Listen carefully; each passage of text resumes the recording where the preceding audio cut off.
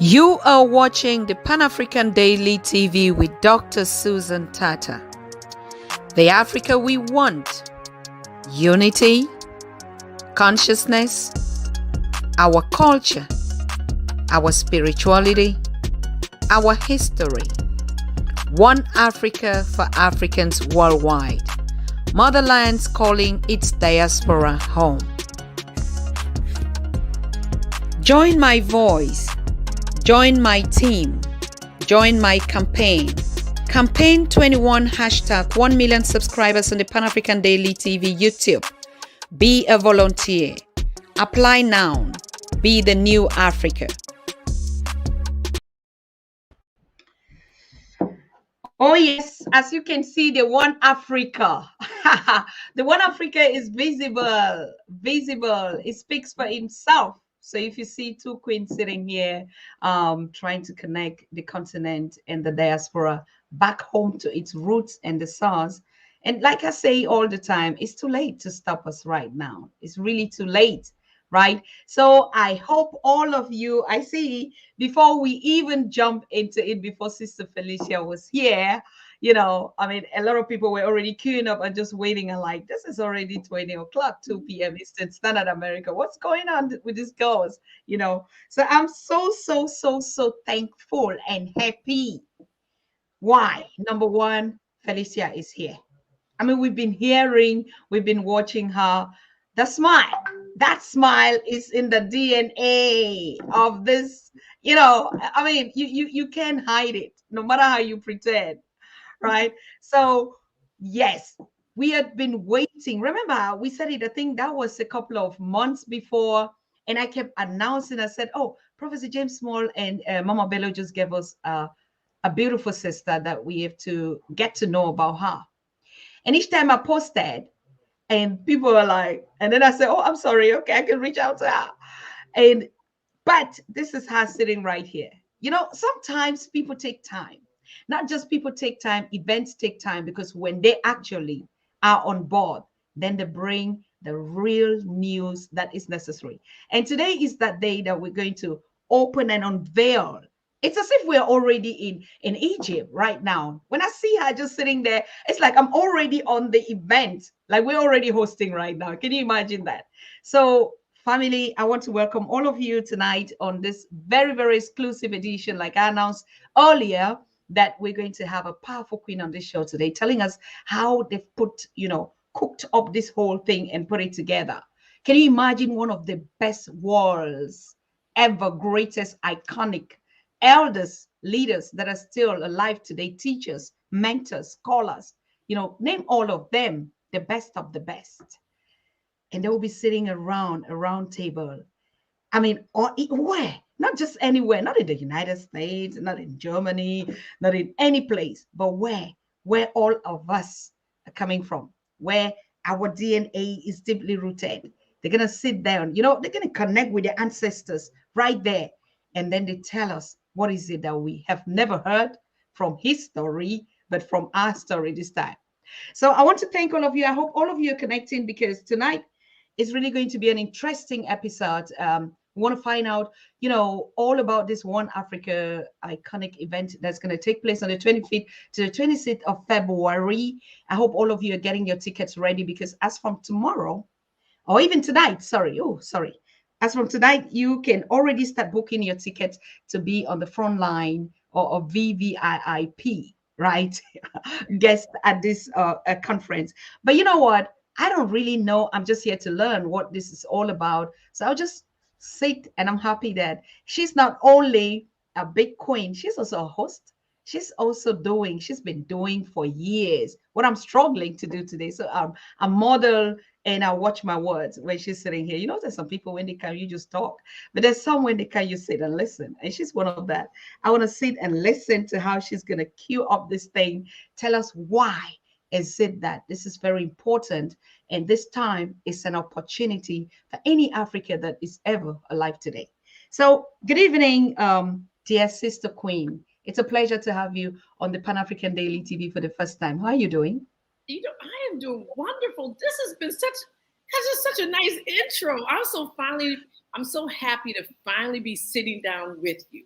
I have been listening and hearing about Susan Tata for I don't know how many months now.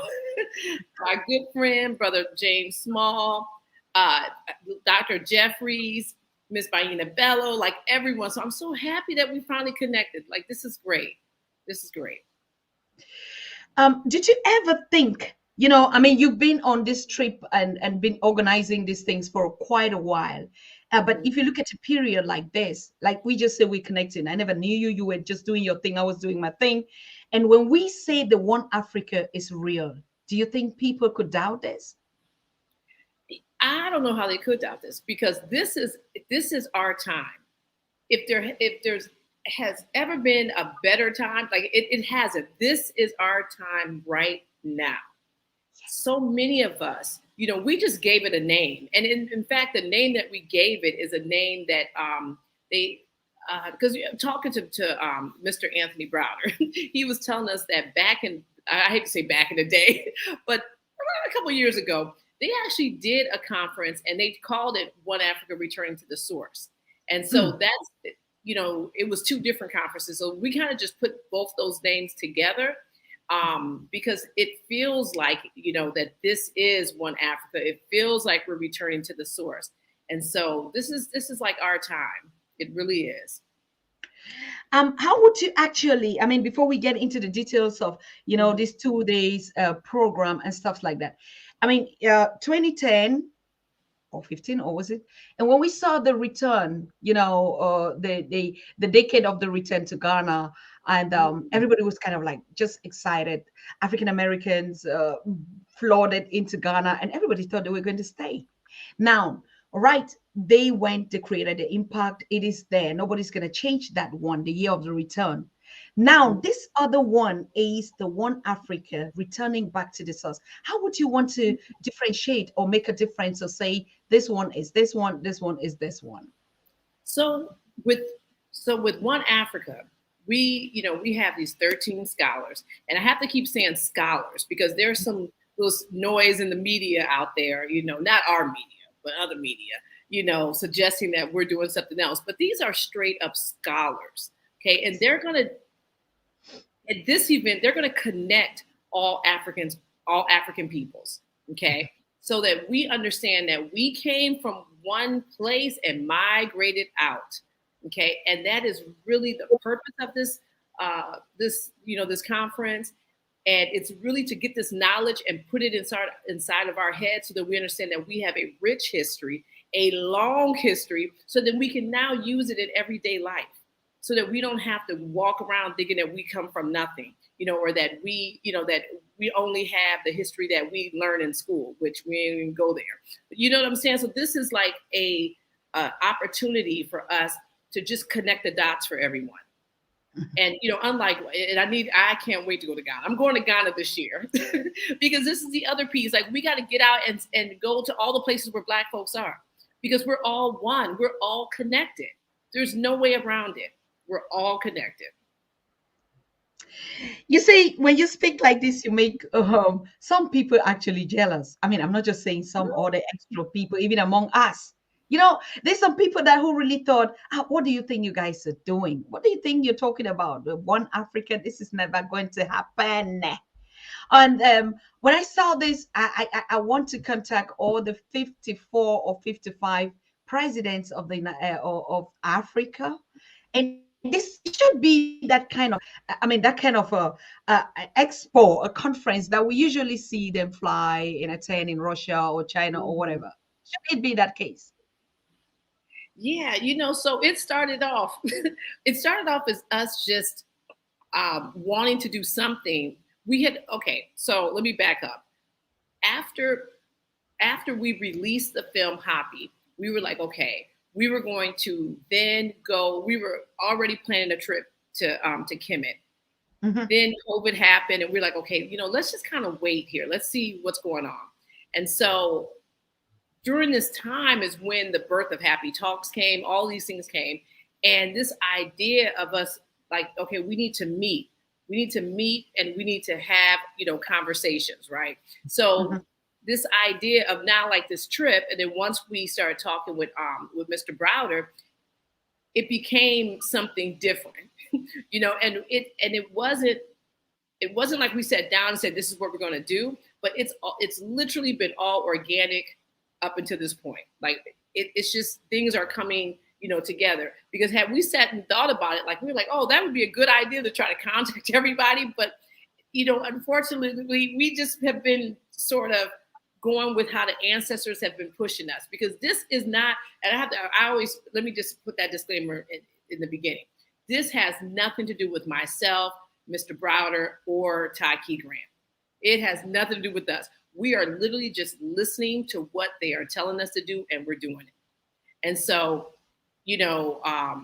just in putting together the list, Professor Small, he would say, oh, you got to have such and such. We're like, okay, we contact them. Do you want to do it? And we're so happy when they said yes, and we're still, and we may be adding a couple more people onto the list. So yeah, this has nothing to do with us. This is literally our ancestors. Oh yes, tell someone else about that, because I know it so very well. It is so easy when and some people are even gonna say, Pan-African Daily TV is Dr. Susan Tatas. No, it's none of us. We just here and serving our people and doing the work that we're supposed to do. Yes. So let me just stop you right there, Miss Tata. Okay, the way you whipped up this show, when you told me 9 months, I was like, what? Like, you have moved mountains and it has not been a year. Like, that is awesome. Like, literally, that is really, that is definitely ancestral work happening. Yeah. Absolutely. That is it. That is it. I mean, today we just saw that, from the subscribers, it's a little slow, but we go and we can see we're reaching more than millions of people.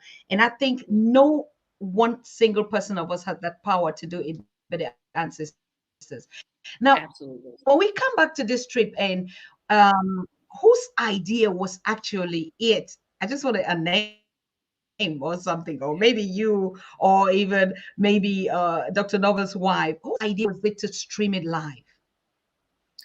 So once we knew we were going to do it, it was who said it was going to be live? I think I asked a question to Taki. I was like, "Are we going to shoot this live?" And he was like, "We have to find somebody." And so we talked to Browder about it, and he gave us one of his friends, and he said, "Oh, use him. He's on the ground, and maybe he can help you." Because at the point where we were because we're bringing about 200 people with us to Egypt, okay, on the trip. So it's 200 people coming.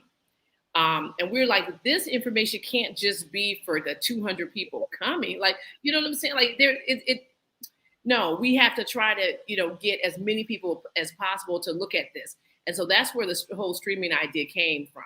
And then once we said, okay, we're going to stream it, then we're like, we have to get 1 million people.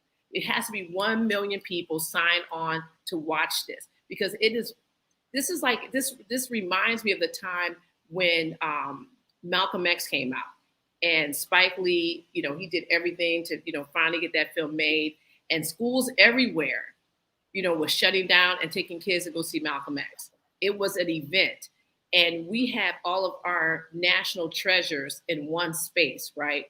And if you appreciate them as national treasures and understand that they're national treasures, then you need to stop what you're doing and make sure you tune in. That's it, because they're going to be delivering a message.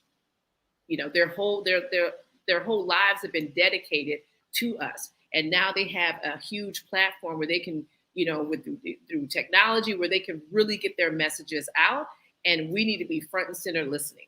Like, that's, it's just, to me, it's a non-negotiable. Like I tell my kids, this is a non-negotiable. Get your ticket and sign on. Mm. Yeah. Correct. Yeah. I think it's gonna happen. It's going to happen even from Africans on the continent across the diaspora.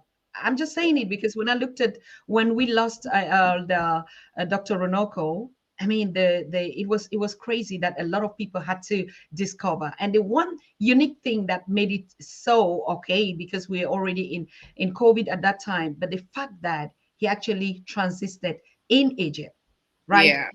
On mission. So when we announced this and people were like, wait a minute, did he go ahead to prepare the way for this kind of event that is coming up? Yes, So yes, yes, yes.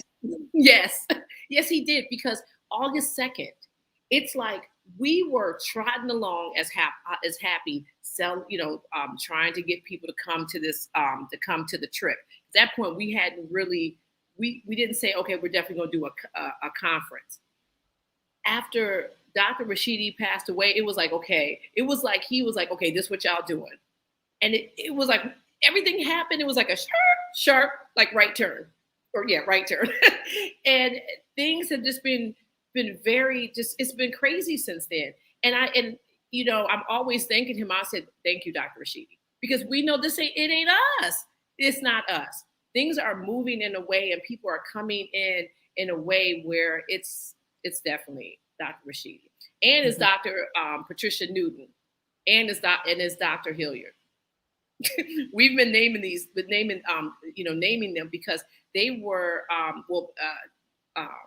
Dr. Patricia Newton and Dr. Renoko Rashidi. They were very much involved with our process of making Hoppy. Dr. Newton was, and then like our development of Happy Talks came from Dr. Renoko Rashidi. He came on our show 9 times, and so we understand that they are.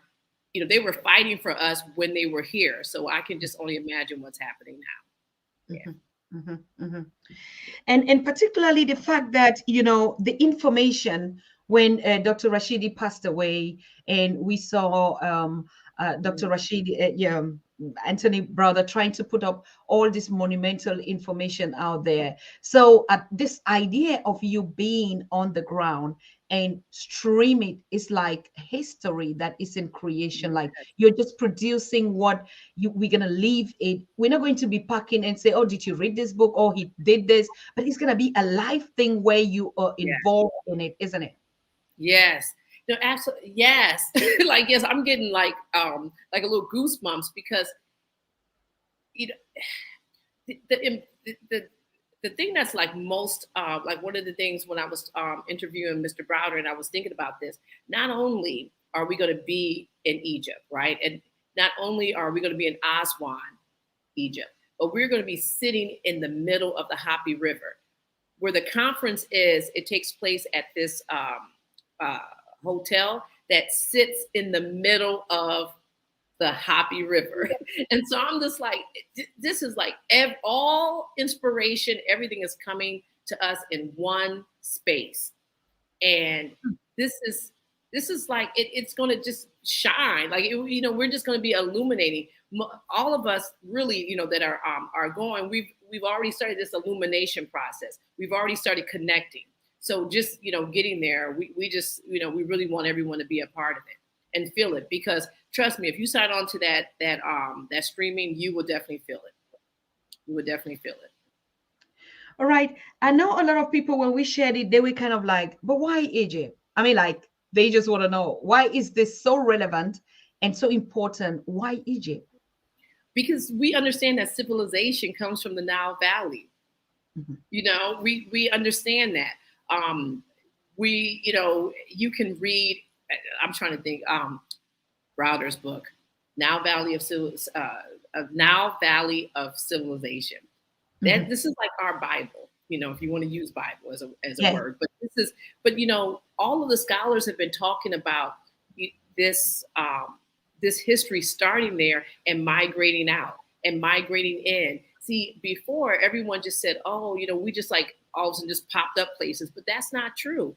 And we've been making a lot of we've been researching a lot of interesting things that we're seeing just through the language, through the art, through the culture, that all of these different communities were all connected. West Africa, East, Africa, we were all connected. So this is a chance for people to understand why the Nile Valley, why we keep talking about the Nile Valley. Yet tune in and you'll see. Like that's, you will see, you'll be able, they're going to connect the dots for you. So. Absolutely. But what is it that they're going to be talking about? I mean, like, yes, we've been following a lot of people say we know them, but there's something unique in this apart from just what they're going to be narrating to us. It's like they're just going to carry the burden of everything that we're going through, the trauma, the supremacy, and all these things down to that river and put it there and say, this is us, or how. Yeah, well, you know, so and this is another thing we were telling everybody. I'm trying to think. I feel like it was a couple of weeks ago. We had announced that we're doing this commemorative book, right? And the book was going to have. We asked all the scholars to write an abstract of just, you know, letting us know what they're going to specifically talk about in the context of talking about the migration of Africans all throughout Africa. And, you know, just reading, first of all, reading their bios. Okay. When we just sat down and just read their bios, I was like, we already know like how great these people are, but when you see and read it, you're like, God, they were there, they did this, they did that. So that's one piece. But then they all, you know, really got together and said, okay, I'm going to talk about this. You know, we have like Professor James Small. He's going to talk about African sacred science in the context of this migration. We have Doc Baina Bello, Miss Nana Bello. You know, we were going back and forth because I kept calling her a doctor. She's like, no, actually, you know, you can call me another name. So Nana Bello, she's going to talk about Asar and I'm gonna mess up the name, so I'm not gonna say it. It's Dessalines, and they're the whole Haitian connection with Africa. So that's what she's talking about.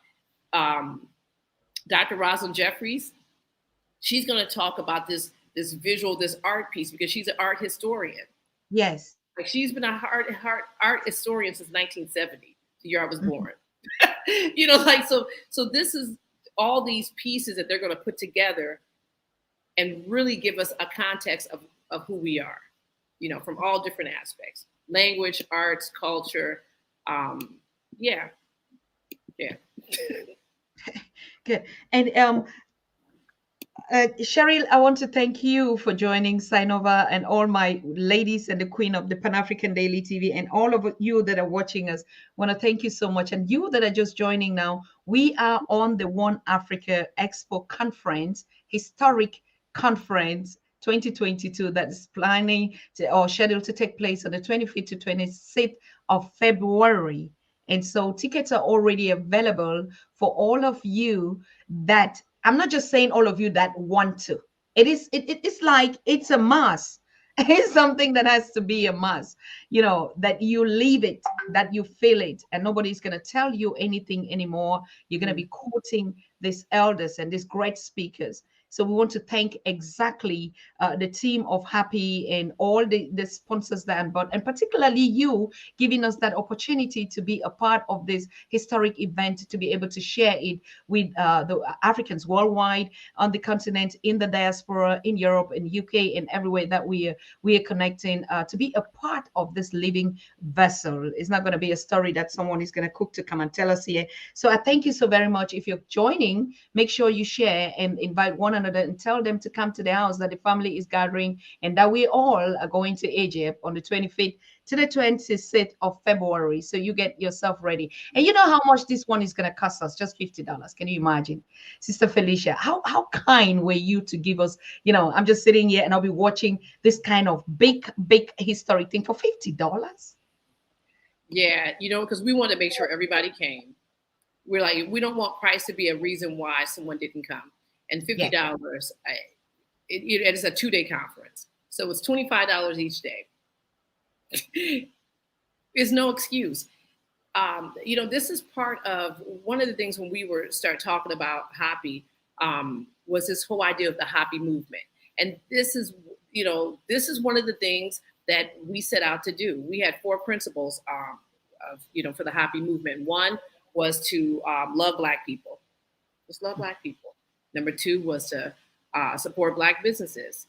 Number 3 was to become more financially literate, you know, with your money. And 4 was teach the youth the truth, right? This is the perfect opportunity for you to sit down with your family and for them to start connecting to, to people who we consider our elders, who are their elders too. But a lot of young people don't know about them. This is like the dream team. This is like the superheroes, and a lot of them are they just don't know.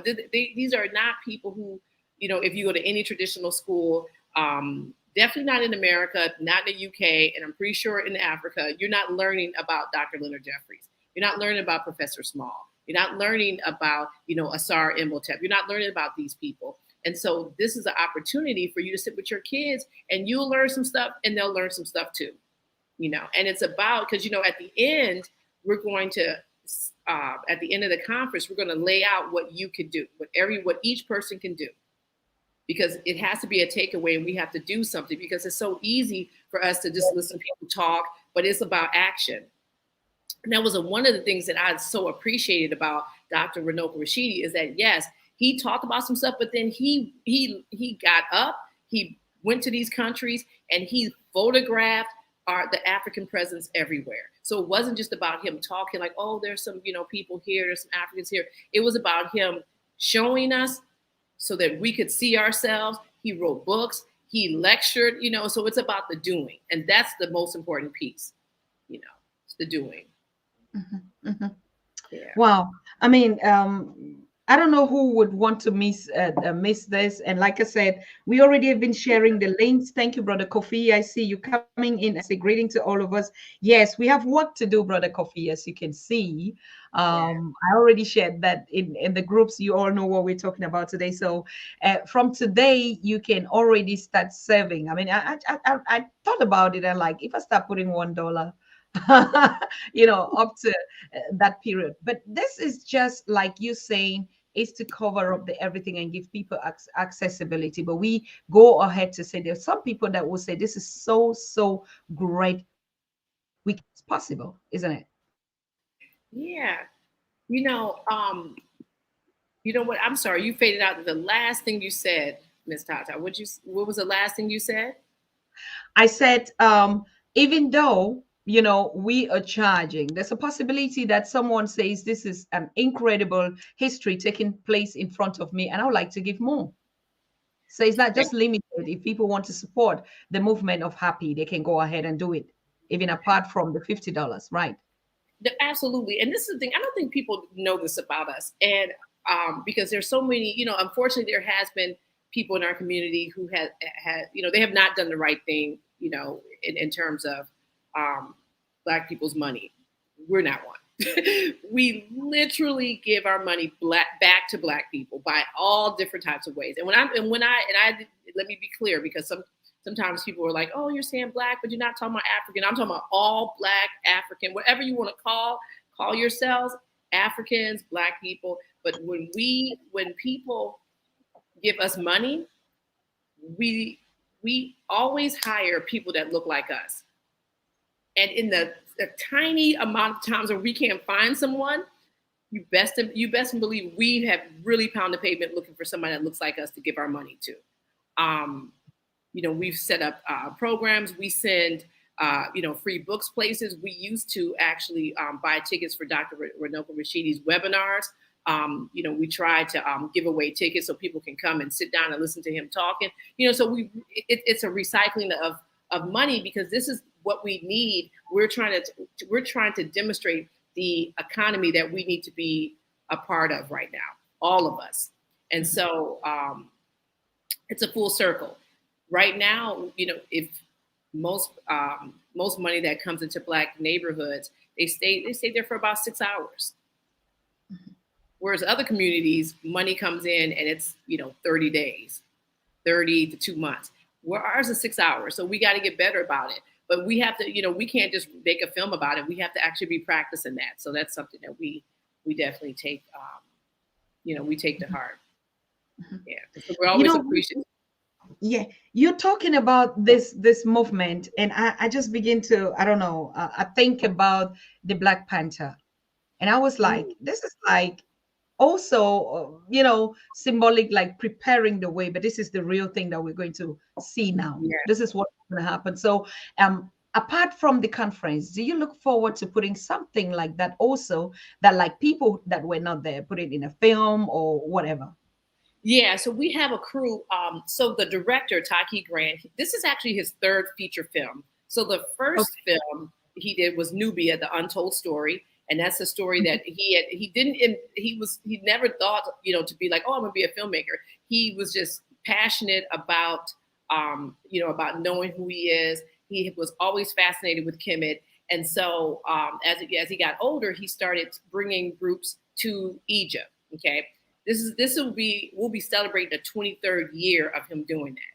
So Oh, yeah, so he had things had happened and he decided to go to Sudan. And he takes but who? Dr. Leonard Jeffries. And they're over there. They have, oh my gosh, like the stories, you have to ask him the next time he's on your show. He had all these, they had all these stories while they were over there and they were videotaping. So when he came back, they were like, well, this is not just enough for us to have seen it. Let me just make a movie about it. And so he put correct. together, and that was the beginning. So it was that movie. And then he did the Tekken with Ifudisi Juhutimis. Both of those people will be panelists at our, at the one Africa conference. And then came along Hoppy. And so the people who shot the first two films will be with us. They're traveling with us to document this experience right here.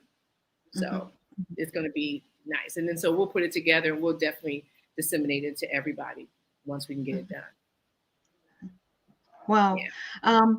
Sis, I want us to digest something personally about you, and just get a feedback. Like most people that are watching you, if I was also watching you for the first time, probably I wouldn't know. I just know you because I know you're very, very famous. You're a celebrity in the space of teaching our people about our history, hosting all these professors and scholars of really high caliber, and with your team. Happy, but who actually are you? How did you start, and how has this journey impacted your own life, that you like, this is what I've taken from it, and this is what I can share, and this is what I can empower, that this is the best thing that we're doing right now?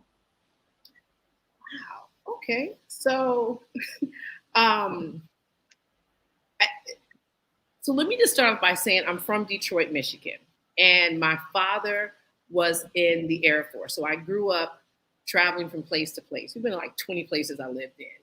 And then I eventually went into the Air Force and I was trained as an occupational therapist. I've always liked to help people, even though when I went into the Air Force, I wasn't thinking like, oh, I want to be an occupational therapist. And I was just like, I just want to get some money to go to college. But I got, into this career of OT. And as I was getting out, and I actually got out of the Air Force early because of some racist things that was going on. So they were just like, you know what, let's just go ahead and let you get out early. Because I had asked, could I get out about 6 months early because I got accepted to Howard University. And they were just like, no, what makes you think you can go to college? That's exactly what they told me. And I was like, oh, I was like, well, what makes you think I can't go to college? Like, I was just like, this is like the United States Air Force. Racist, right? So I was just like, okay, that's not a good look. So some stuff had happened and they finally said, you know what, you can go ahead and go. So when I started my really I guess this next phase of my life, young at Howard University, I was studying occupational therapy, but I was also really into acting. And so Haile Gerima, famous Ethiopian filmmaker, by now everyone should have seen Sankofa like 1,200 times because it is now Netflix. Okay. But Haile Gerima was the chairperson of the film program at Howard. And he was doing a master level program for directing. And so I just went there to volunteer as an actor. And once I was, that was my first, experience with Gerima. I was like, oh my God, this man is just, he's like fire. The way that he would, with so much passion, the way he would talk in class about our who we are has to be represented in the films that we make, and that we have to make, it's important that we make films for us and tell our stories. but he was Correct. really passionate about this, you know. And so that's really where this idea of me thinking that, oh, I can make a film too. And so I had hooked up with a couple of people, and this whole thing of, you know, going out to audition and all that stuff, I was like, okay, that's nice. But the reality is that, you know, a lot of times we're not behind the camera and we're not making those decisions. So I was like, you know,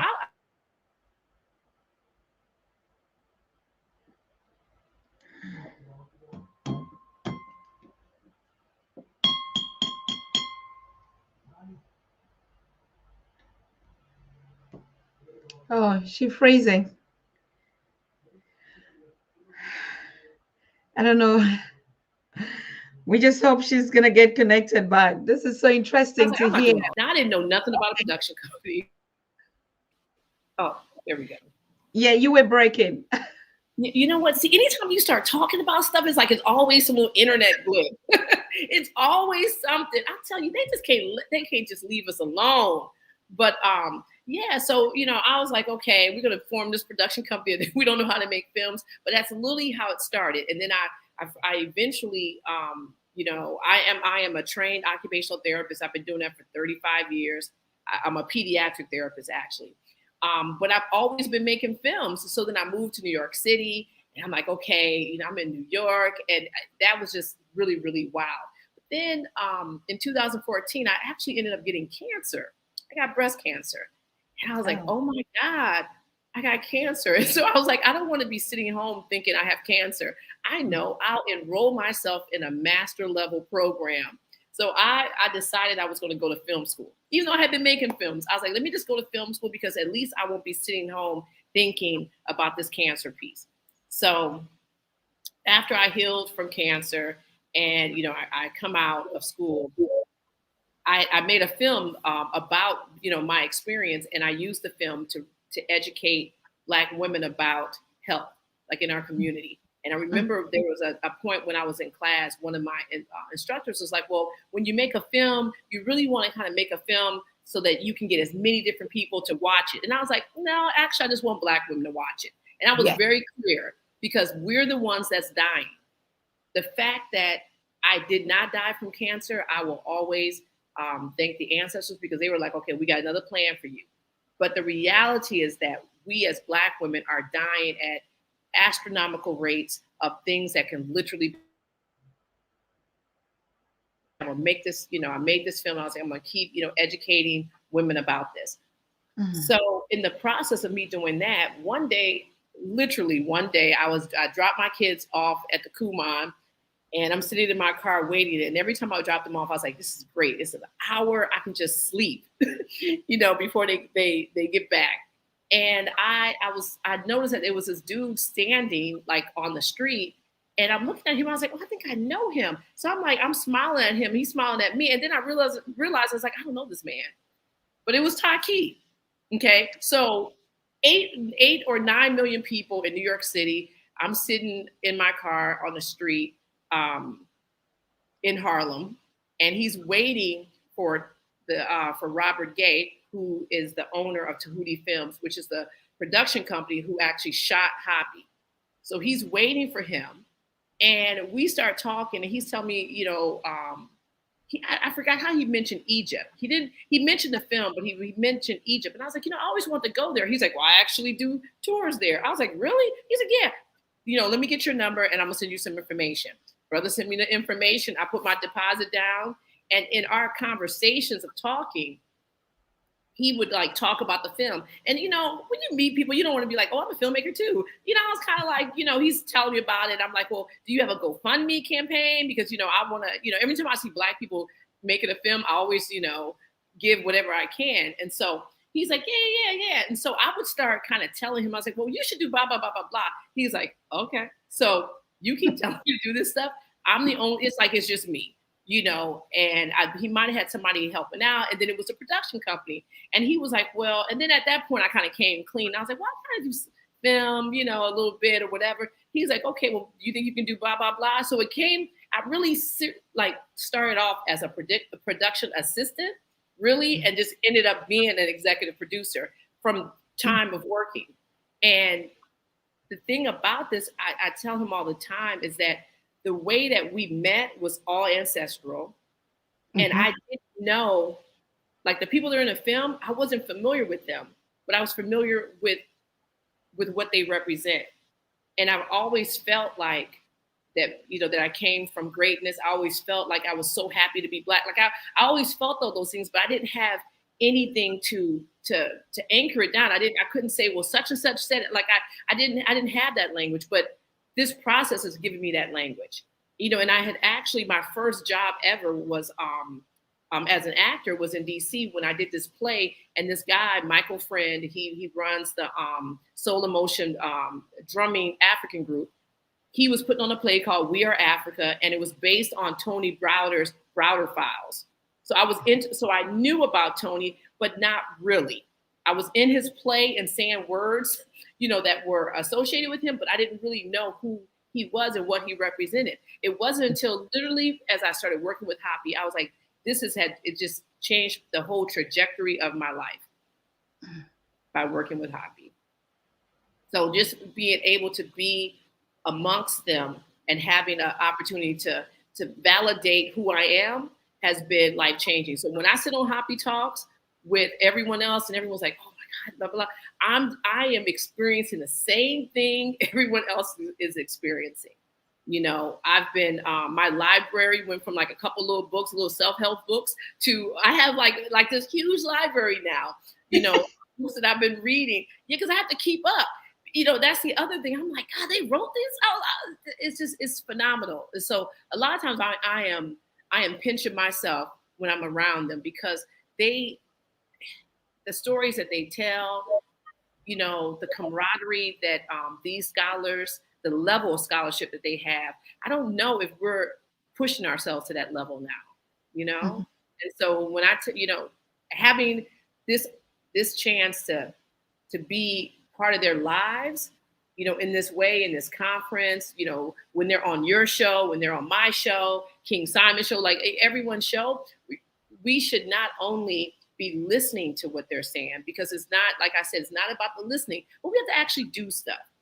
Okay. And we have to also give them, you know, like show them, you know, that we are, that we believe and we are grateful for what they've done, you know, not only monetarily, because a lot of times people, you know, they put the elders and would have their little cash app up there and people are sending them, you know, $1, $2. And listen, I'm not trying to get in nobody's pocketbook, but I'm pretty sure, you know, that you may be able to send a little bit more to these elders because they've literally changed their lives just so that we can be okay. And so it's about giving them compensation, but it's also about taking their work to the next level. And Dr. Renaud Rashidi said that all the time. He's like, I can't do this, and I'm not going to be around, you know, for, you know, a long time for me to keep doing this. Someone has to take the work that I've done and take it to the next level. And so that's really what they want from us. And, you know, and this is your opportunity to be able to hear what they're saying and then take it to the next level. So, yeah, I see somebody saying Zolo up. That yes, Dr. Nobles, he taught us about Zolo up. That's what I'm saying. Like these are things that I had no clue about. I didn't know a Dr. Wade Nobles until Hoppy, and he is phenomenal. Oh yes. My! And when you guys get this commemorative book, the first line he sent me his bio. I was like, oh my God, like I have to pull it up and just read the first line because I was just like, you know, now that's a bio. You know, everyone talks about, you know, we think about how we do things. I tell you, these elders are doing something totally different that we need to be on board with. But yes. So yes, I think I explained who I am, sort of. I got a couple kids. One kid's about, you know, and the thing about it is like my kids and my godson, they're coming with me to Egypt. And I have a senior who's been applying to school. And I tell you, this right here, that's no joke. That's a whole other job. My. That's a thing. That's the thing that might take me out, just applying for college. But other than that, that's it. Congratulations, sis. Honestly. I mean, you're just talking, I just like, you know, because there is this, And it's quite disturbing. Like those on the continent have no clue. Most, right? Majority have no clue about the history that we're talking about who they are.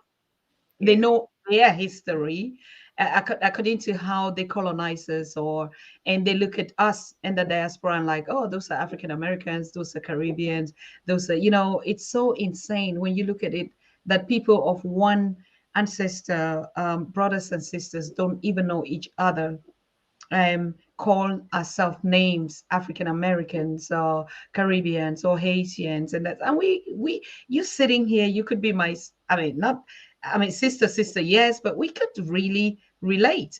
Like you were third, fourth generation cousins, and or sister. It's really sometimes, but anyway, there's no reason for us to give them all that credit as if they did something that much out of stupidity, right?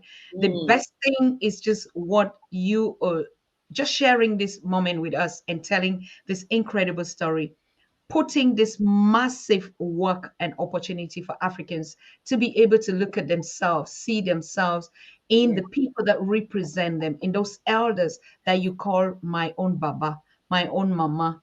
You know, Yeah. it's difficult. It's when I look at people in or children, just imagine children that are adopted, or some that are just, find themselves in this kind of different kind of situations that, it's difficult to look at another person and call your mother, particularly when you don't relate in anything similar, culture wise or ethnic wise. So, but we have this lot of our elders, and at this time, and they are so infatigable. They're so hardworking. Dr. Leonard Jeffries, we celebrated his birthday like you did. And you could see we scrapped 3 hours here. They're so full of energy. They want to Yeah. give everything to us. So Yeah. we really appreciate your opportunity to put this Yeah. stuff together. Your whole entire team, the whole staff, the whole crew, particularly, it's not a young thing. It's really the elders. Can you imagine in the village who will hold their legs, who sit at their foot, and just even look at the Yes. men, you see how they have been chopped up. Their hands are all raw, their legs, their feet are cracked because of what? Because of everything that they had to do so that we could be different. That we could be different and we can be who we are. And and it really makes me so upset when people are walking away from that. Like, who walks away from greatness? Like, I don't know who's doing that. Like this, it's it is them passing this on. They've worked their whole lives to pass this on. It was passed to them, and we have got to take it and we have to run with it. Like it's no, we ain't got no other options here. We don't have any other plays. It's the only play we have is to take what they've said and take it to the next level. That's Sure. it. Yes. And another point, another point that is so interesting, I know it's just a kind of like a throwback, us coming from the continent and particularly from the villages. When we used to look at you African Americans and brothers and sisters out there, Mhm. particularly the swag and the way you speak and the way you're so smooth and the way you know how to package. And I mean, we were like, oh my God, everyone's just dreaming, this. And then imagine how much more now that we understand our stories and know people that we were just admiring and like, oh my goodness, look at all the stars, this, all these big, the ones that build these civilizations out there, and only for you to know that they are part of you. Can you imagine? You I know mean, what's Yes, that's one of the things that I would, every time I would go to the continent, and I was like, I love these damn black women over here. You guys walk around, everybody's body looks like mine, and you're just like, whatever, your outfits, the hair. I'm like, yes. And I'm like, we are the same people. Like, we are the same people. And so it is incumbent on us, for those who know this. And again, this is one of those things, people love doing a little talking about this, but how many times do we walk down the street and see like Africans, African Americans, whichever term you want to use, and just walk by, don't say hi. Like, that's crazy. Yes. I mean, like, I wouldn't walk by my mom and wouldn't say hi to her. You know? And then the thing about this, and when I look at other Black folks, I'm like, I already know who you are because I know who I am. I already know the pain and struggle you've gone through because I've gone through it. This is how we can connect and get to the next level. It seems so simple, but it's something that's taken us a minute to get. And I don't understand. I don't understand. So we just had to keep doing the work, you know. Yes. But when I saw you, I was like, please, you look like my auntie. I can show you pictures. And I'm like, okay, Susan Tata's cool, my little auntie. She's like the auntie the same age as me. Because my mom has 16 brothers and sisters. So some of them are the same age as me. But yeah, like, I'm like, you know, this is, we're all so connected. We're all going through the same things. We are. Yes. And so we are telling this story for all of us to understand the One Africa project is relevant. Don't look at it as just another kind of event or conference where people are going to be giving lectures, but look at it as it is you. This is me. This is my elder. This is my sister. This is my story. This is me that we're talking. It's more like when we say conference and people like, it's a celebration of us. Yes. Yes. Because we celebrate everything. Even when we're telling our stories, like in this format, but you can imagine.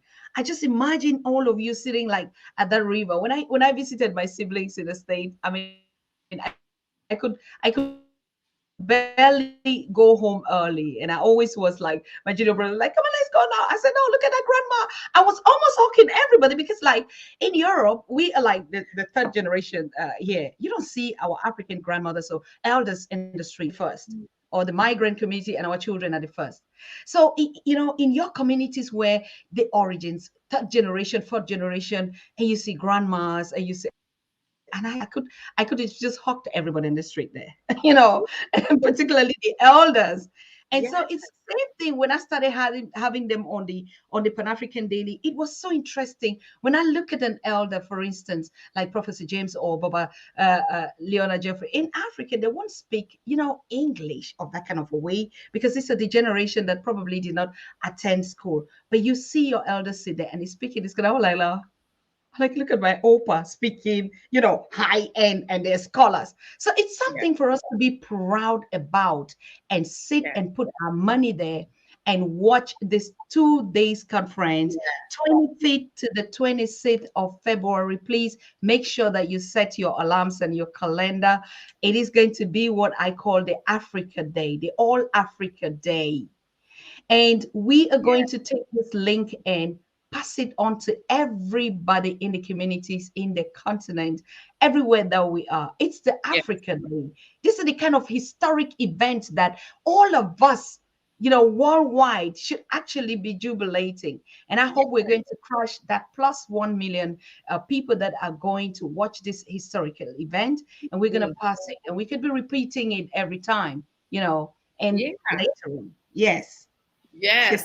Yes. I mean, you got me amped over here. I'm telling you, this is, we just got to understand we're all the same people. We're all one Africa. One Africa. It started here. Like, that's it. We just gotta, we just may live in little different places. We may be in the Caribbean. We may be in the United States. We may be in Iceland. We can be anywhere, but we are all still connected. We just have to open our minds to that and get onto that ancestral plane. We all need to be there,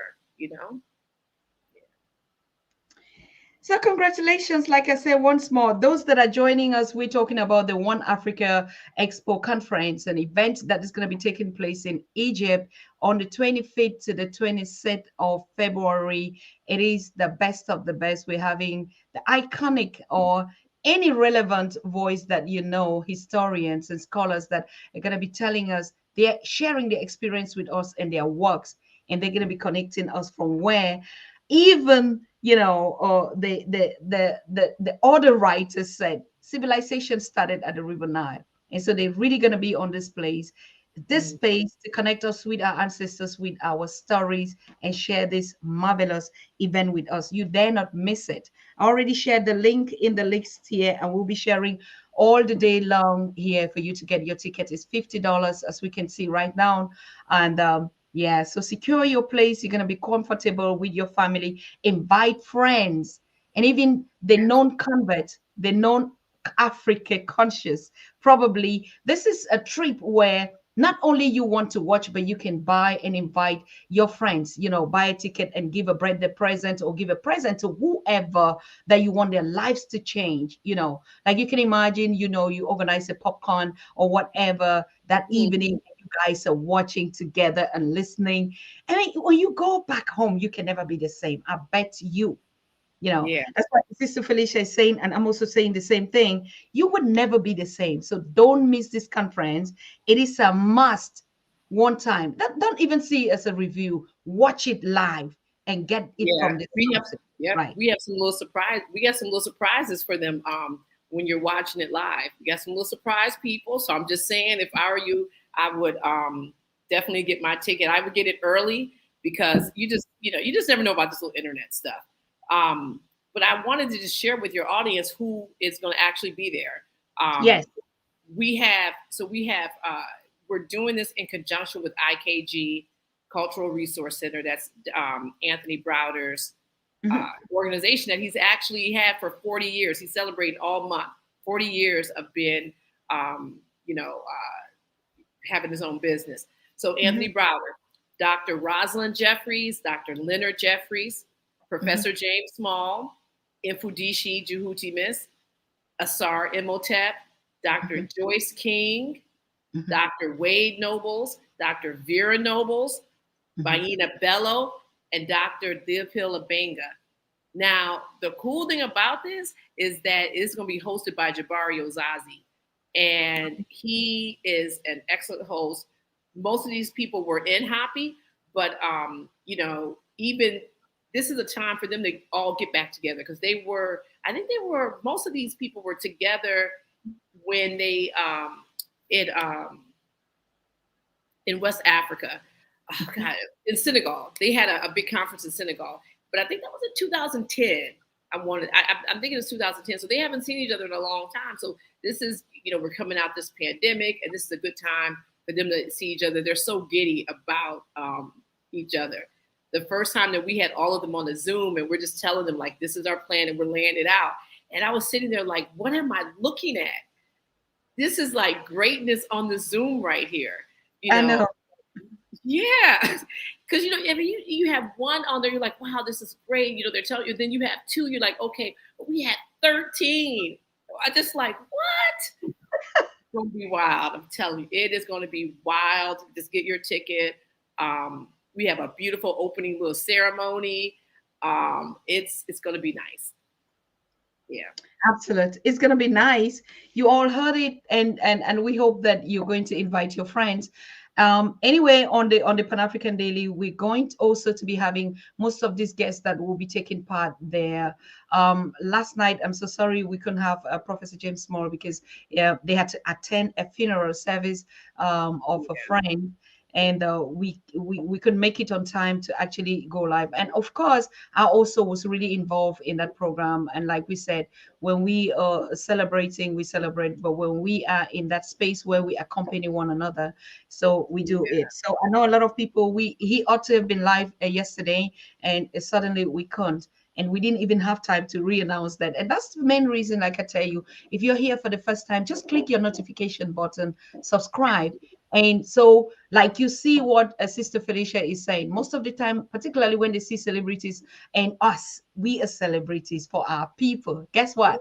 When they just see us come live, and our other brothers that don't want us to share this one time together.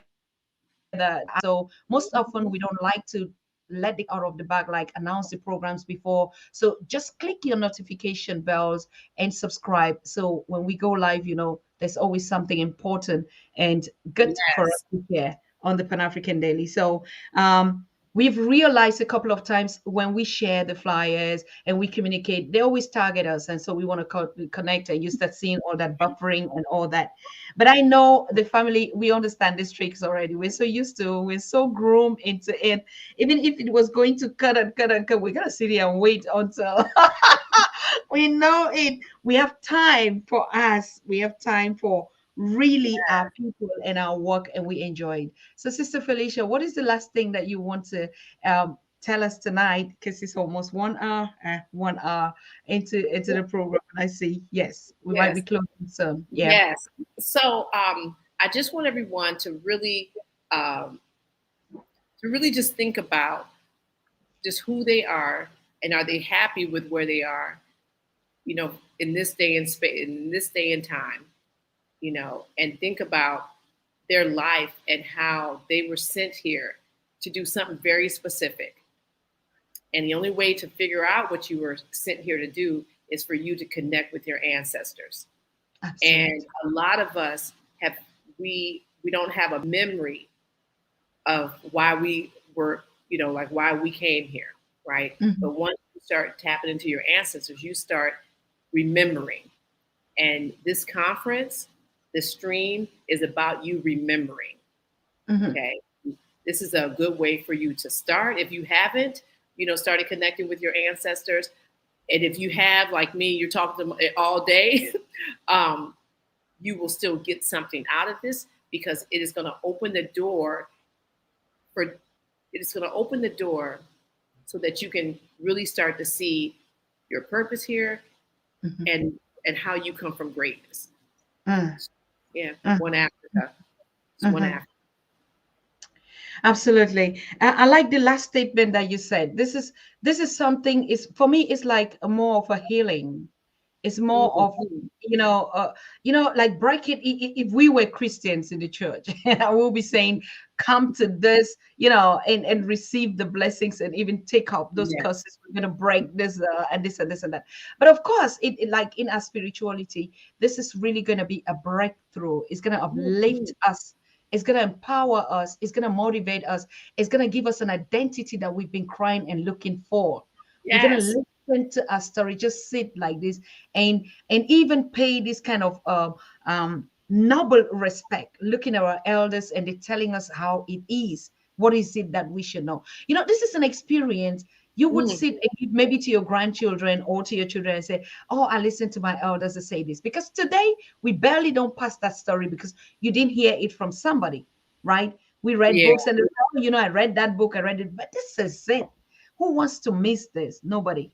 So Yeah. I really think you, it is more of an engagement, an opportunity that you're giving to everyone. And Yes. people might call it whatever they want to say.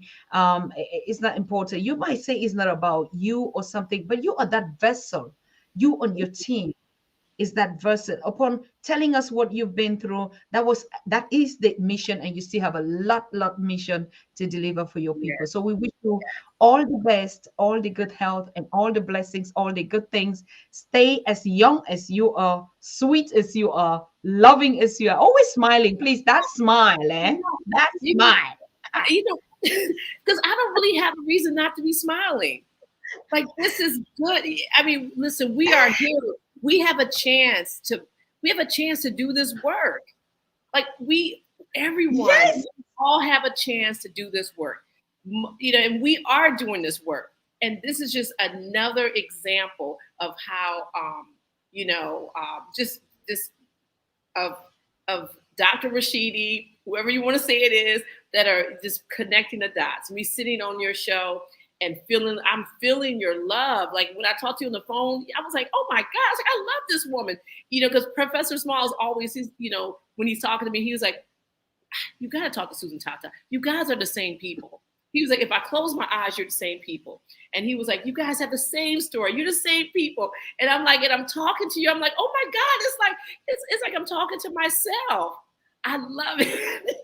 And it's so beautiful. And you look good in that red, girl. You look good in that red. I'm just saying. Everything in the comments. Too cute. Yes, those are my colors. Everyone that knows me, they know the red, and it's really our colors, right? Yes. And yes, the chat on I cannot display the chat messages because it's just closed right now, but that's not the issue. What I wanted to say, sister, is like, you know, even the oneness that we say is representing, like when you send out the handshake, we call it the handshake, and you embraced the Pan-African Daily and said, "Oh, Sister Tata, I want you to be a part of this event." And I was like, me? How? I think, like, so it's not just even us talking about our unity, but this unity is beginning to get its real place, where Yes. we sit, where we collaborate, where we network, where we Yes. just sit and have this conversation. That's I mean, Hoppy. That is Hoppy. Like that. Hoppy was the river that brought everyone together. People, they migrated to the river, and that is our purpose. When we sit and we have this film and we talk about Hoppy, we talk about Hoppy Talks. It's about the bringing together, and the real bringing together. Like, you are a real person. You know what I'm saying? You are a real person. You have a real heart, and you are in this for real. And I could feel that when I talk to you. We've been playing phone tag, but the moment I picked up, it wasn't about, oh, da, da, da. We like, okay, this is what we're going to do.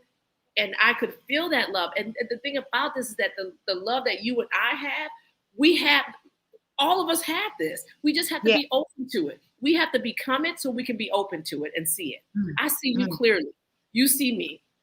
mhm, mhm, And I'm mhm. telling you, this is what this conference is about. We're going to stop this. We're going to have real. It's not going to be fake love. We're going to have real love amongst each other because we got work to do. We ain't got time to be messing around and doing all this other stuff. We got work to do. So yeah. So I really appreciate you. You can say that again, and that's for the purpose that we're choosing for. They already know that we have the work to do. We don't, and look at our ages. We're not the ones again to say, oh, we want to sit down, make some Mickey. Of course, we're just doing it, but No. the work becomes more interesting and more fulfilling. And that was the reason I asked before, and you narrated exactly how it was. And people can ask a lot of time, and you can see you're looking so fresh, so healthy, so sweet. Like I said, if you are not working for this continent, if you're not doing these things that we're doing, you can never know real love.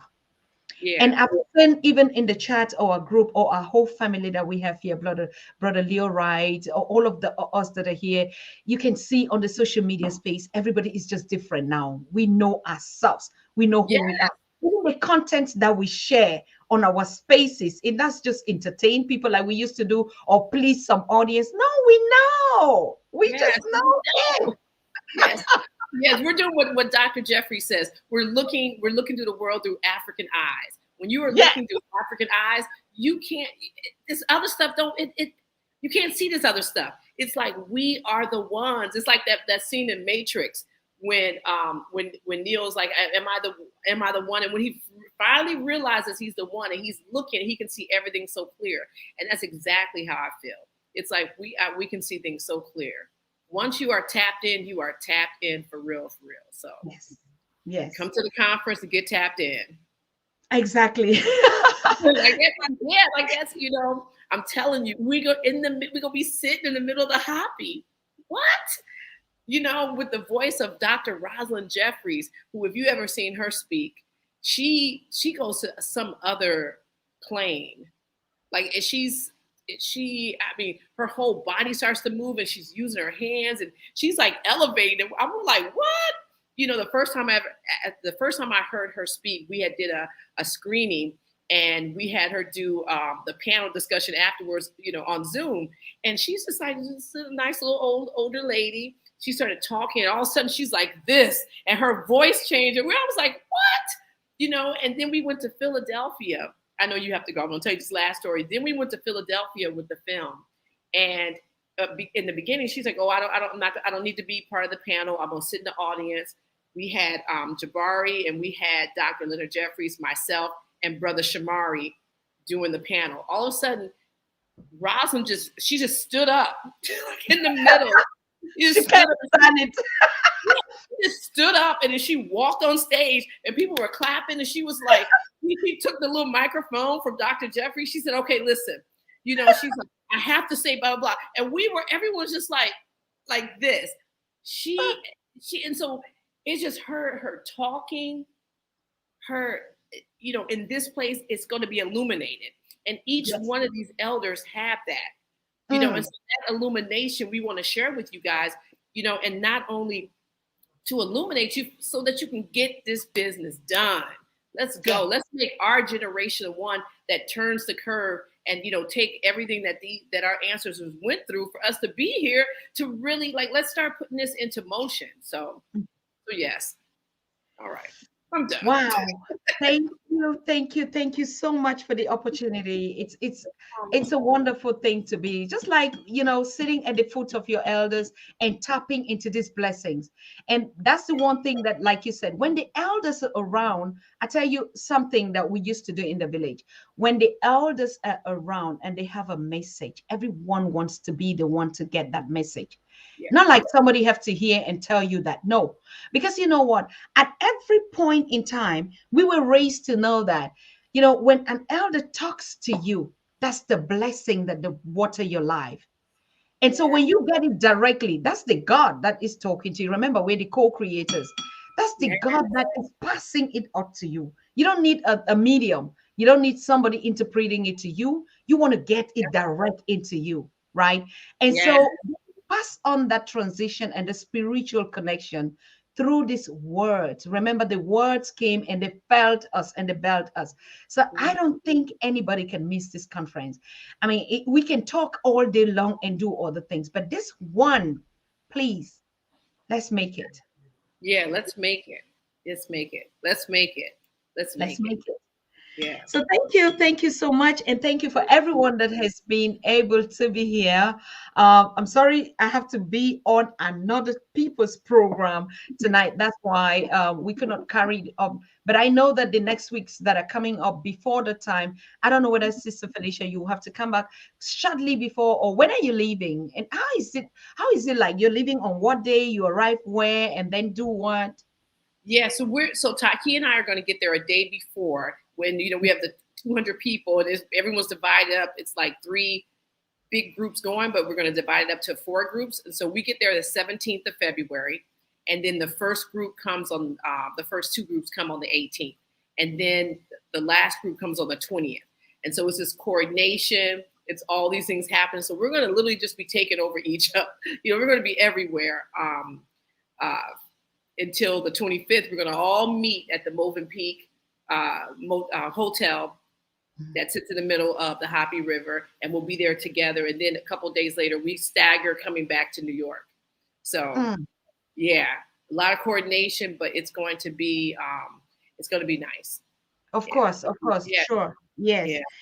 Yeah. Are you saying, do you intend to organize other trips like that, or just this one? Like, yeah, no, we've been like Taki's been doing it for 23 years, so we're going to be doing some more trips. We want to get to Brazil. I think Brazil is on there. I feel like Brazil. I don't think Brazil is this year. I think it's next year. But we're going to always like going to Kemet is that's like our bread and butter. We always go there. But there's some other spots that we want to get to.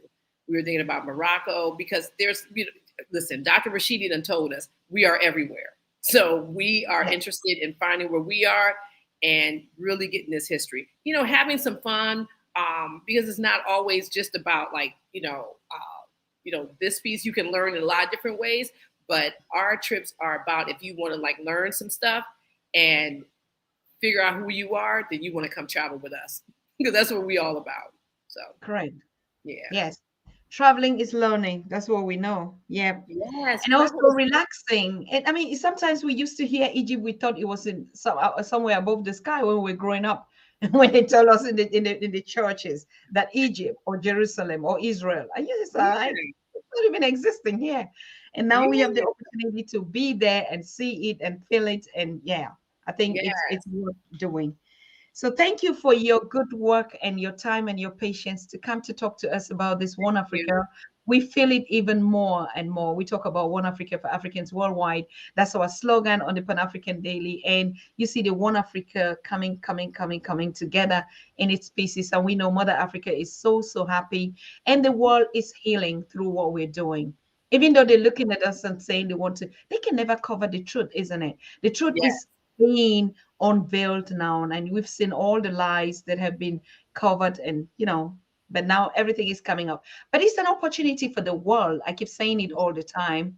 The world is healing again through this kind of love that we're sharing the space with them. And you better actually be a part of this and stop blocking us and putting a foot on our neck, because we're doing it to even serve your mess. So okay, so thank you.